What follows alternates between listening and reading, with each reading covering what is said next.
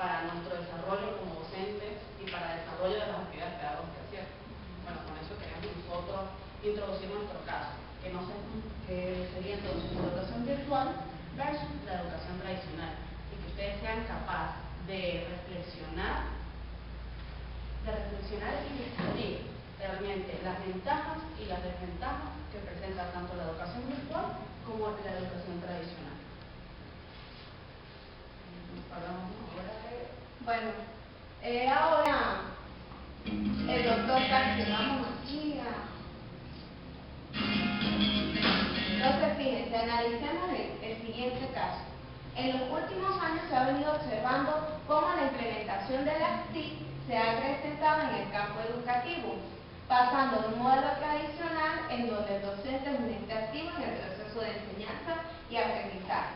Recuerden, bueno, la vieja escuela donde el docente era el único que podía dar la clase, se paraba y lo que hacía aquí era hablar, y el estudiante allá sentado en su pupitre sin poder emitir ninguna opinión, las famosas clases magistrales, ¿sí? Entonces ya estamos pasando por un cambio, ¿sí?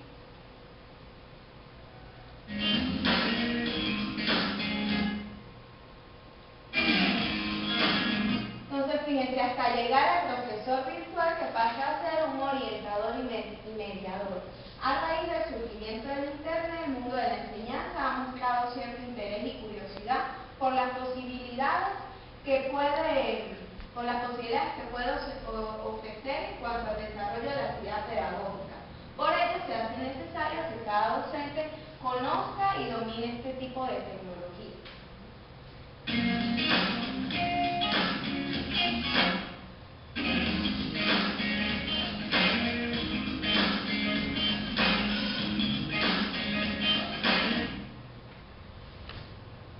Entonces, fíjense, en este sentido la educación virtual o e-learning es la gran novedad, es sin duda la gran novedad. ¿Sí? La gran novedad educativa del presente. Entonces, dejando atrás la vieja escuela fundada bajo aquellos principios conductistas, los cuales no se adaptan a la nueva realidad educativa, observándose en la sociedad actual que el profesorado rechaza el uso de las nuevas tecnologías de la información y comunicación. Es así como empezamos a cuestionarnos. Entonces acá es donde vienen las preguntas que vamos a resolver.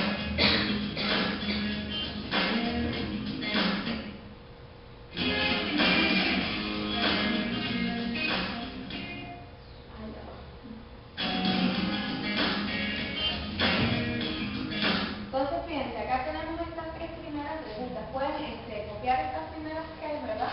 ¿Será más eficaz la educación tradicional?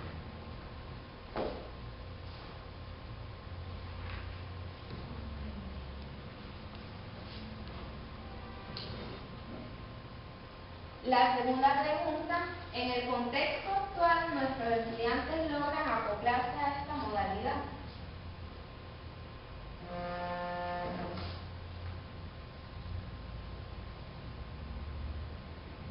¿A esta modalidad de la educación tradicional, porque ellos logran acoplarse, pues sí, ¿verdad?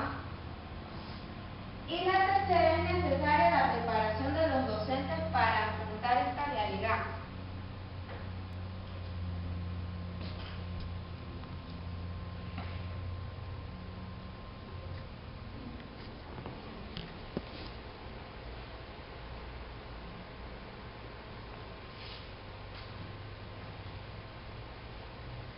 Y las últimas preguntas, ¿ya copiaron estas?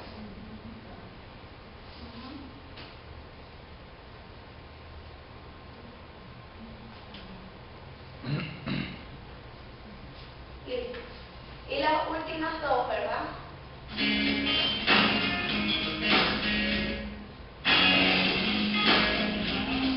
Que serían estas. ¿Qué ventajas y desventajas se observan en el modelo tradicional y qué ventajas y desventajas se observan en la educación a distancia? De forma tal que eso nos ayuda a la reflexión y a la discusión.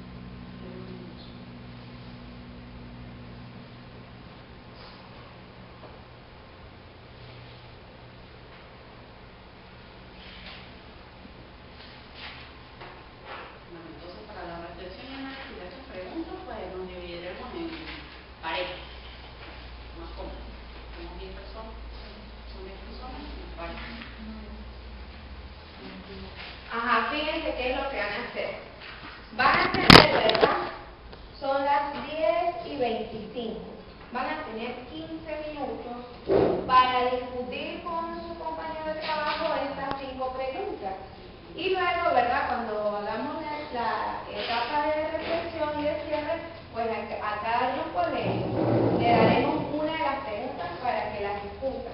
Acá, ¿verdad? Ustedes tienen todo el material necesario para responder estas preguntas. Se lo pueden intercambiar. Acá también en la computadora van a tener una presentación, así que se pueden acercar a estudiar también esa presentación de forma tal que eso los ayuda a resolver este caso, ¿sí? Entonces, miren, no sé si les reparto, luego se lo pueden intercambiar, es material que ustedes pueden utilizar. Claro, no, y queda...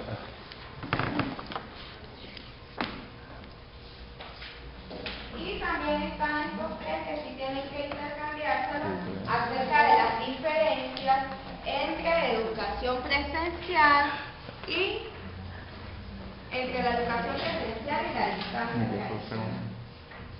Esto también les va a ayudar a sacar las ventajas y las desventajas. Ella va a tener que ir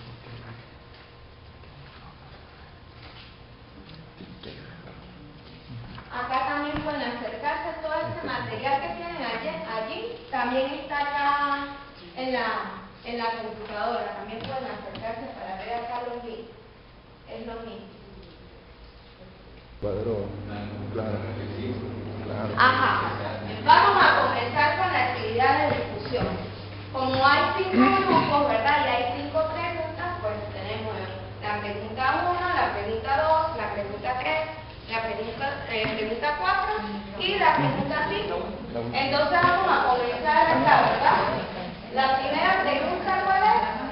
¿Será más eficaz la educación tradicional? Actualmente no, por las características de los estudiantes. Ya se ha discutido en varias oportunidades que el estudiante ahorita es un ser completamente tecnológico, que está como nativo en la parte tecnológica y nosotros nos tenemos que adaptar a esas situaciones. Sin embargo, en la actualidad el modelo que se utiliza es el modelo tradicional, en la mayoría de los casos. ¿Ustedes creen por qué ahorita está fallando esas situaciones en donde observamos alumnos que durante todo un año, claro, hay casos en donde no entran a la clase, no quieren hacer las actividades, pero hay casos en que alumnos hacen las actividades y sin embargo no tienen un alto rendimiento? ¿Qué estará pasando allí? ¿Será que este modelo tradicional no se está acoplando a sus necesidades? ¿Será que la forma en que estamos suministrando la información no es la adecuada para el estilo de aprendizaje de ese estudiante? Fíjense, si ustedes se dieron cuenta, lo primero que yo les dije acá, no, aquí todos les gusta son el papel y la guía. Y les pusimos la presentación a ver si hay alguien más visual y ninguno la utilizó. Entonces, si el profesor de hoy, ¿verdad?, brindara múltiples formas de representar información en una clase, creo que sería más eficaz ese proceso de enseñanza y aprendizaje, porque al final va a ser el que va a escoger cómo lo va a estudiar, pues no va a estar atado a una camisa de fuerza en decir, nada más tengo que aprenderme este cuestionario. Por eso es que ahorita, ¿verdad?, está fallando tanto este modelo de la aplicación del modelo tradicional, porque no se está acoplando a los gustos y las necesidades de los estudiantes que tenemos hoy en día en las aulas de clase. ¿Alguien que quiera aportar? Yo opino que de ser eficaz o no serlo, es cierto lo que o sea, comparto esa opinión, pero yo creo que también depende mucho del contexto en el que tenga el estudiante. Por ejemplo, si es una persona que desde muy chamo trabaja, hace muchas actividades y tal, para él es muy eficaz tener esa parte virtual, tener toda su educación virtual.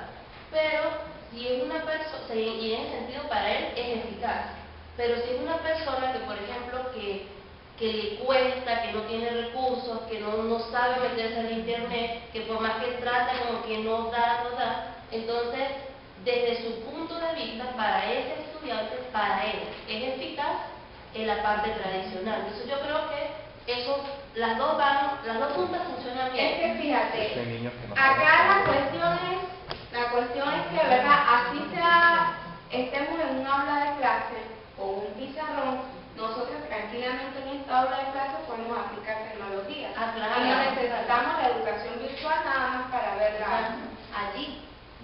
Es un acopio Es del la profesor, profesora, del profesor hacia el alumno. O sea, ver esa versatilidad que hay en el salón, por ejemplo, al alumno que le cuesta lo tecnológico, bueno, enfocarse en él un poco más con lo escrito, con los ensayos, cosas de estas, ¿no? Y a los que se les facilita más la tecnología, pues de verdad ayudarlos y motivarlos a que se desarrollen. Más que todo, pues en el Yo cuando comencé a trabajar como docente empecé dando clases de inglés en un preescolar y era muy cómico porque yo me esforzaba por tener muchas actividades dinámicas para que aprendieran el idioma, no, por lo menos palabras, no van a aprender el idioma, pero para ciertas palabras. Y había dos niños que yo no por ninguna parte, pero ¿qué pasa aquí? ¿Qué pasa? Bueno, cuando hablo con ellos, me dicen que ellos son autistas y luego no me dijeron. Tengo que aplicar otro tipo de ideas, de actividades con ellos. Y fue increíble, bueno, la experiencia fue muy linda porque uno de los niños, uno era por medio de imágenes, de visuales. Yo me aterré un día que hablando de los dinosaurios, él agarró un libro y terminó la clase y me dijo todos los nombres de los dinosaurios en inglés. Yo me quedé, yo no, yo me dije, y otro de los niños era por medio de la música. Entonces mi clase eran 2 horas que yo tenía que estar con ellos, tenía que valerme de tantas cosas porque tenía que estar con niños que no tienen problemas, con niños que tienen unas ciertas deficiencias y además 2 niños que tenían 2 tipos de autismo diferentes. Pero es realmente una experiencia bonita cuando uno conoce las habilidades de cada niño y cuáles puede aplicar en general, cuáles no. Y de hecho, bueno, fue muy bueno porque muchas de las técnicas que apliqué con estos 2 niños las adquirieron los demás y fue como más eficaz, incluso para los otros, ¿no?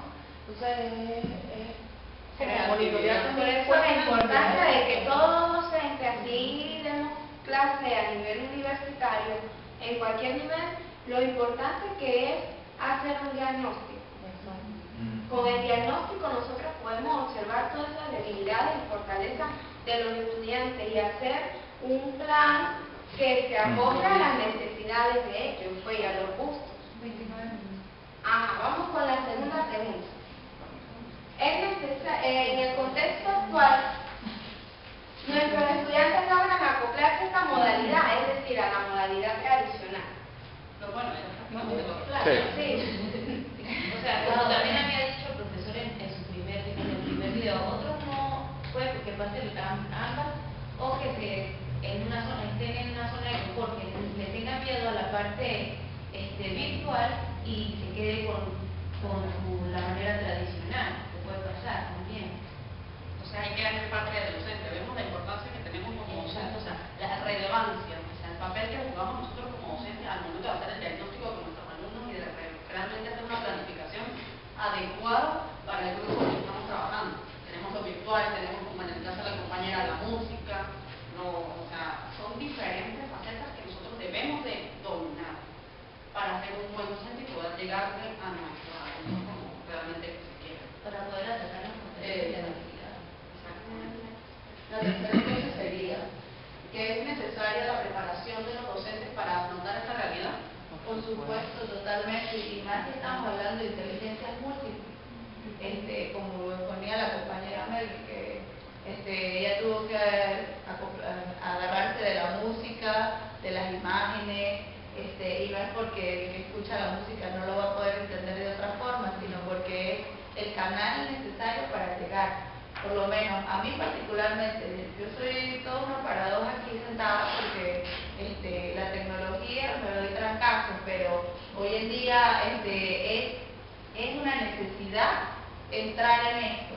Pero usted me pone a mí un libro que vuela lo más viejo posible y yo lo voy a leer el libro antes de agarrar la tableta y leer desde la tableta. Entonces, ahí es donde uno dice, hay de todo en el público y hay que buscar la manera de que ellos sean el centro y no las necesidades que tenga yo como persona y como docente. Bueno, escuchándolas me acordé de algo que, debido a que a nivel mundial la legislación de la mayoría de los países ha logrado un alto nivel de analfabetismo estándar, por llamarlo de alguna manera, actualmente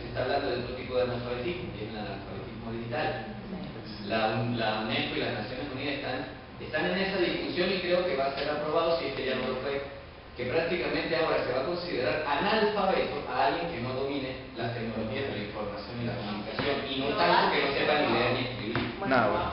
yo ayer me sentía feliz de haber hecho la infografía. Yo me sentía toda una diseñadora. Esto lo mostré Profe, todo qué bueno en mi eso. casa. Mamá, yo Ya lo quería hacer descargué. infografía. Mamá, Ya. qué bien. Tal. Porque realmente estos programas, yo siento que tienen que ser, lo hablamos con ellos, tienen que Sí. ser carácter Obligatorio. obligatorio para los docentes. Obligatorio. Necesitamos aprender nuevas tecnologías porque realmente nuestros alumnos Sí, lo bueno. demandan de nosotros. Sí. Entonces es una posición de que o se hace o no se hace, se hace. Sí. Bueno, vamos con la siguiente pregunta. ¿Qué ventajas y desventajas se observan en el modelo tradicional?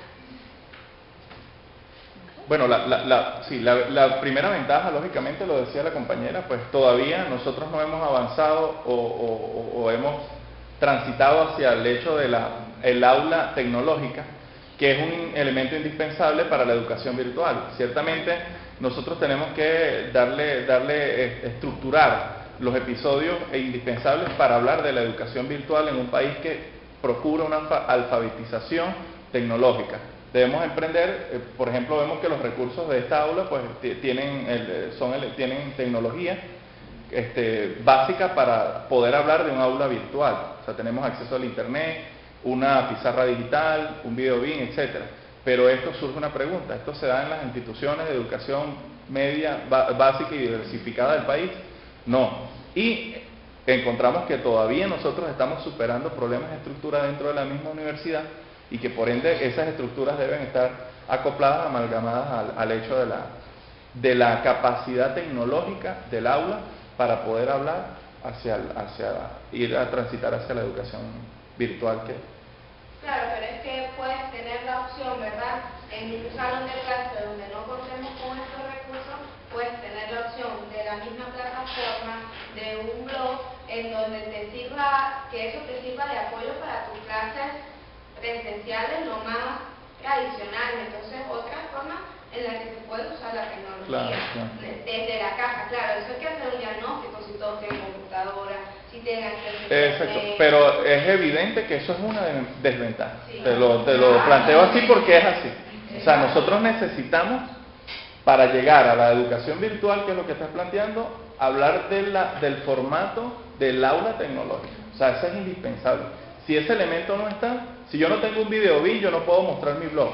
Y por ende, si no tengo acceso a la internet, no puedo procurar la plataforma digital interactiva en el aula. Esos son dos elementos. Claro, tenemos una por parte de ahí una ventaja, que Y- puedes pasar de educación tradicional a la virtual. La ventaja sería que te eliminas la barrera del tiempo y del espacio. Súper. realmente. Ah, no, También claro. es limitante. Por ejemplo, yo le decía Claro. a Víctor el hecho de que él no pudo acceder a la plataforma porque se dañó la cuestión de Mi bloquear, internet. Entonces, Mi- por supuesto ofrece muchas posibilidades, pero también hay ciertas limitantes. Ah, claro. Y eso es otro. sabemos que, por ejemplo, aquí no contamos muchas veces con un buen internet, que no todo el mundo tiene la accesibilidad a una computadora, tener claro, internet. Ni con la luz se cuenta a veces. Ah, eso es grave, hay que mandar una tarea. Por ejemplo. Nada, ahora, profe. Ok, ya una acotación. Tienen que tener cuidado, sobre todo ustedes que van a ser docentes y los que ya lo somos, pues tenemos que manejar bien los términos y sobre todo las ideas. Ah. La tecnología no es ni indispensable ni necesaria para enseñar ni para aprender. Eso tienen que Qué tenerlo bien. claro. Son herramientas, son útiles, que nos sirven para mejorar, para facilitar ese proceso, esos procesos de enseñanza y aprendizaje, pero no son ni necesarios ni indispensables. Porque si ustedes ven algunos, no sé si han tenido la oportunidad de ver algunos memes en internet, en Facebook, que hay incluso gente dando clases en medio de salones derruidos en el Medio Oriente, niños escribiendo en, no sé, ¿qué les digo yo?, en una piedra casi. Y ellos, ¿qué es lo principal para aprender y para enseñar? Eso que ya acaba de decir. La motivación es fundamental. De todas maneras, no le estoy diciendo que la tecnología no sea, y las TIC no sean necesarias en el sentido de que son herramientas que podemos utilizar. Que nos facilitaría Y mucho sobre el todo sí puede llegar a ser necesaria en la medida de que en Venezuela particularmente nuestras aulas están muy masificadas. Exacto. Mm.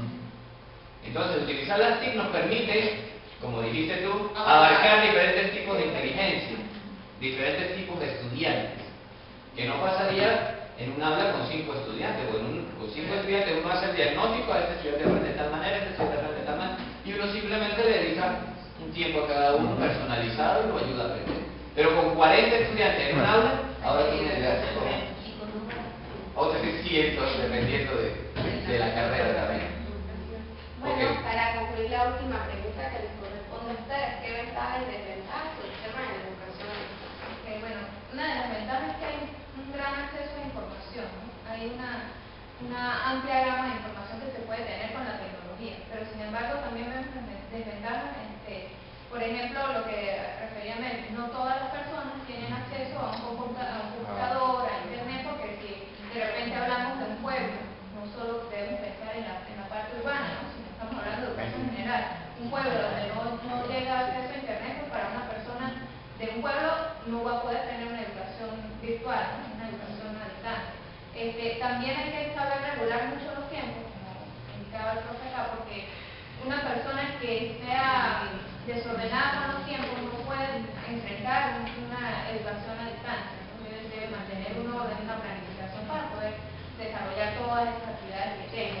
Y bueno, en algunos casos se da un poquito de desmotivación porque no está allí el profesor, digamos, motivando al estudiante a realizar las actividades, a realizar el aprendizaje, sino que todo tiene que ser una autorregulación y todo tiene que ser como desde la personalidad de uno, muy fuerte para automotivarse y aprender, ¿no? Lograr aprender con esta tecnología. Un poco lo que decía la compañera. ¿Sí? Hay gente que no aprende si no está otra persona allí al lado diciendo, ¿no? Entonces ahí es completaría con algo más de todo lo que están diciendo. La motivación es fundamental también, ¿verdad? Pero la disciplina. Uno crea disciplina a la hora de trabajar, sea tecnológicamente o tradicionalmente, de verdad no vamos a llegar a ningún lado.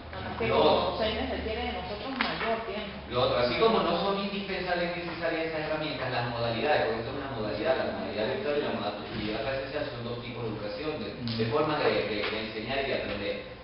No podemos meter a todos en el mismo saco. El ejemplo más claro es mi esposa. Mi esposa toda la vida se graduó como primera de promoción, tanto en el liceo como en la universidad.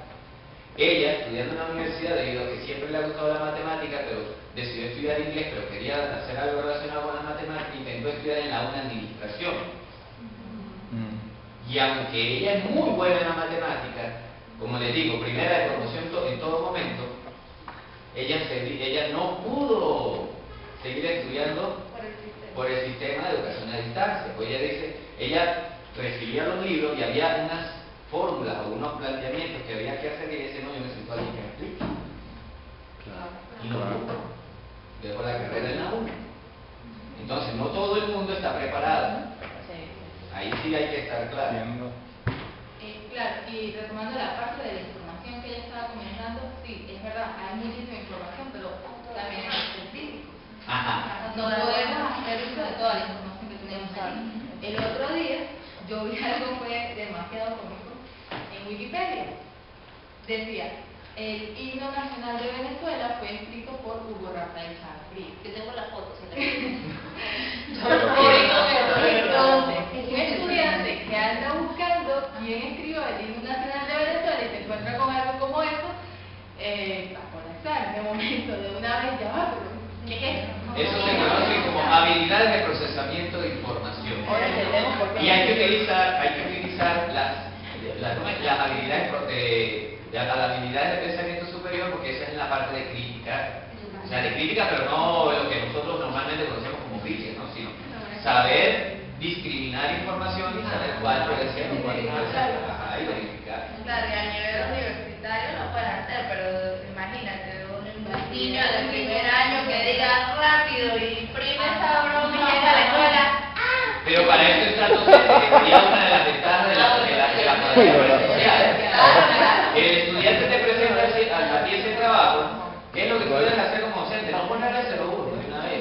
Si no ven acá, ¿De dónde sacaste tú esta información? No, de Wikipedia. Tú le dices, papá, Wikipedia no es una fuente de información confiable para un trabajo académico. Vuelve a buscar esa información y después entrar el trabajo. Porque de esta manera no está siendo incumplido. Él presentó su trabajo, hizo su investigación, pero lamentablemente no cuenta con las habilidades suficientes para discriminar la información adecuada. Exactamente. Bueno, todas estas Sí, es un reflexiones tema han sido muy complejo. productivas. A manera de cierre y de conclusión, ¿verdad? ¿Qué podemos decir? Tenemos que ser unos docentes innovadores, creativos y disciplinados en toda esta tarea que nos toca por cumplir. Para la próxima clase tiene que